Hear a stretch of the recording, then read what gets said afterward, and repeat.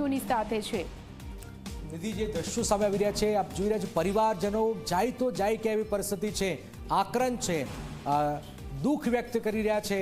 અને કોની આગળ આ દુઃખ વ્યક્ત કરે? આપ જો કે બે મોટી દુર્ઘટના, એક તો પ્લેન ક્રેશ થયું છે અને બીજું જે પ્લેન રેસિડેન્સ જે ડૉક્ટર્સ આપણા હતા એમની મેસ પર પડે છે। અને આપ જોઈ રહ્યા છો ભયાનક આ મંજર સર્જાઈ રહ્યું છે, દ્રશ્યો વિચલિત કરી શકે છે। અમદાવાદ સિવિલથી જે દ્રશ્યો સામે આવી રહ્યા છે, 50થી પણ વધારે લોકોના મોત થઈ ચૂક્યા છે, એક પછી એક ડેડ બોડી લાવવામાં આવી રહી છે અમદાવાદ સિવિલની અંદર।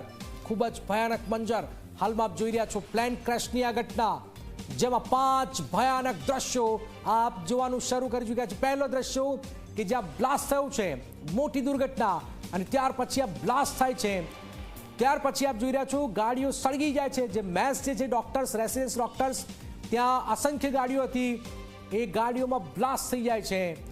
ત્યાર પછી આપ જોઈ રહ્યા છો કે વિમાન કઈ રીતે તૂટી પડ્યું છે, અચાનક જ જાણે કે આગનો ગોળો બની જતો હોય એ પ્રકારના દ્રશ્યો છે।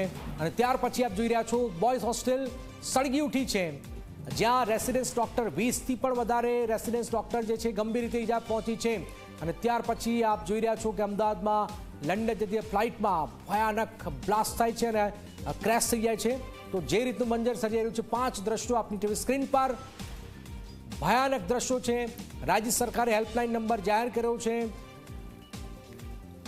એક પછી એક ગુજરાતના અલગ અલગ જિલ્લાઓ, અરવલ્લી, ભરૂચ, અમદાવાદના રહેવાસીઓ